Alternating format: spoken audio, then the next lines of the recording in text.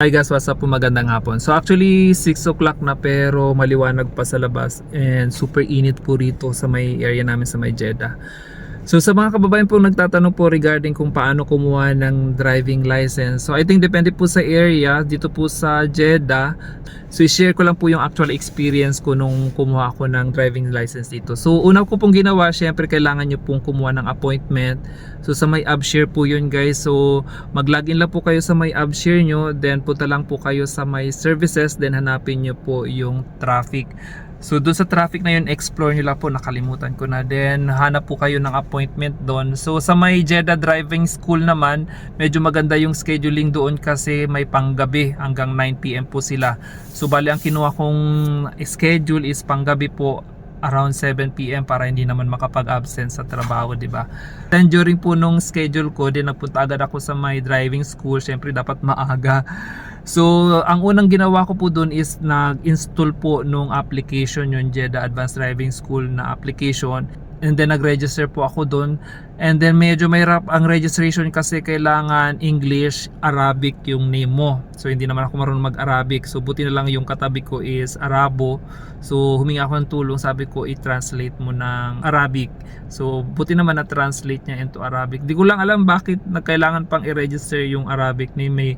May ikama naman, di ba? Nakalink naman yung ikama. Then after your registration, makakakuha ka po ng code, ng QR code doon. Then pupunta ka sa counter. Then ipapa-scan mo yung QR code na yon. Then after scanning yung QR code, so nagantay lang kami ng mga ilang oras, ilang minuto lang po yun, super dali, super bilis po. So mga 10 minutes, then afterwards pumunta na yung teacher, yung instructor po. Then tinawag na yung pangalan namin. So tatlo kaming tinawag.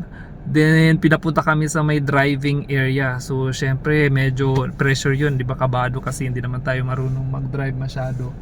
Nung tinawag ng pangalan, so doon punta kami sa driving area. So ang ginawa ko is pasimple umupo ako sa likod po, ganyan. Kasi po sa isang kotse tatlo po kami. So umupo ako sa likod, may pinaupo naman yung sa unahan, Arabo yung sa unahan. Ang kagandahan po doon kasi at least may idea na ako doon sa ipapagawa nung nauna. So nung ako na yung pinakalawa, at least may idea ako kung ano yung gagawin ko. So bali ang pinagawa sa akin nung time na yun is unang-una is parallel parking.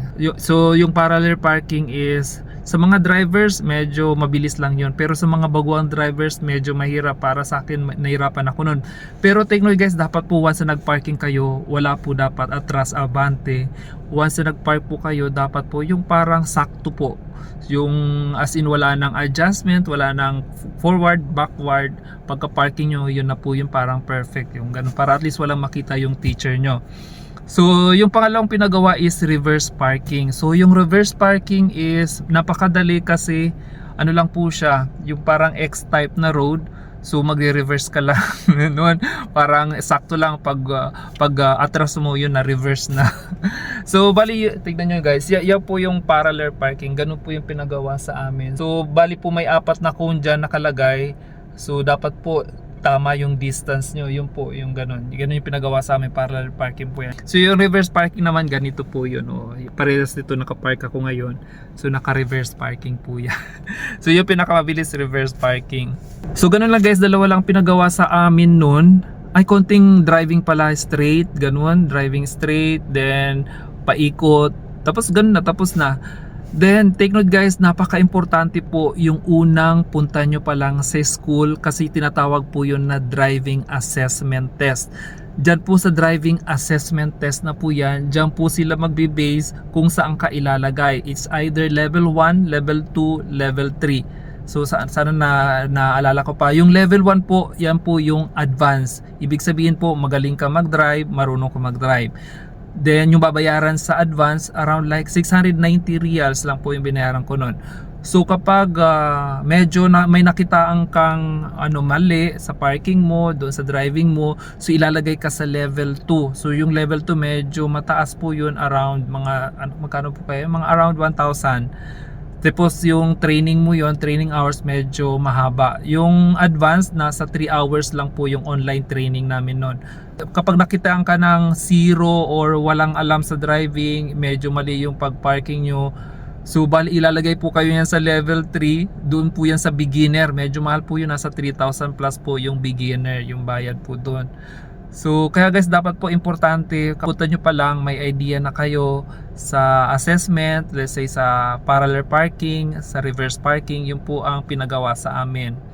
So let's say kung okay yung parking nyo, okay yung ginawa nyo, so perfect, lalagay kayo sa advance nun. So yun lang guys, medyo matagal lang proseso. Then afterwards nun, nagbayad na kami, nagbayad ako ng 690 reals. Then another scheduling for ano ba yun? Computer exam. So nag-exam, and after 2 weeks pa yun. Then after computer exam, meron pang actual training po yun, 2 hours driving, like that. So before exam pala, may 3 hours online training noon.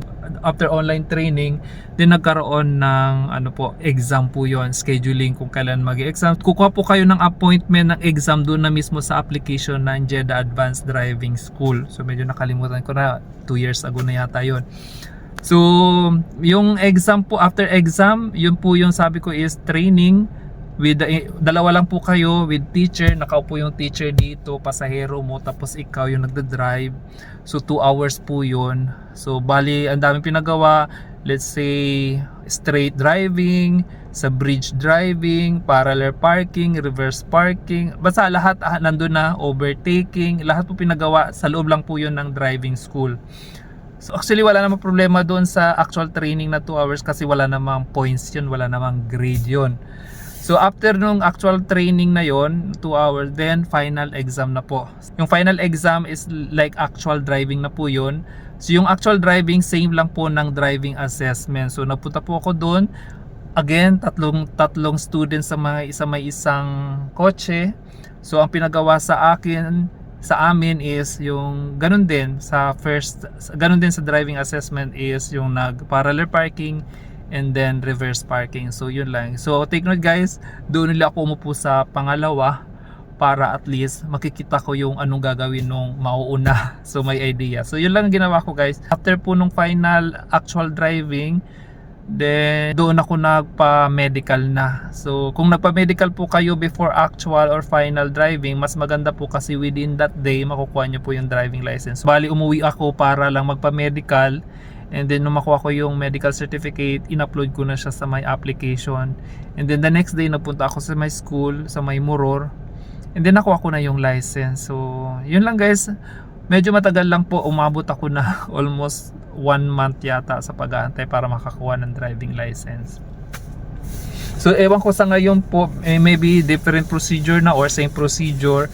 Pero ang ano lang dyan guys is dapat kung pupunta kayo doon, may idea kahit paano sa driving, especially in parallel and reverse parking. So ayan guys, sa mga nagtatanong po, I'm just sharing my actual experience nung time na paano ko kumuha ng driving license. So medyo nakalimutan ko na yung mga iba, pero take note, yung exam pala mabilis lang ha. Yung exam is nandun lang po yun sa online training makukuha. So ayan guys, that's all for today. Maraming salamat and please follow for more.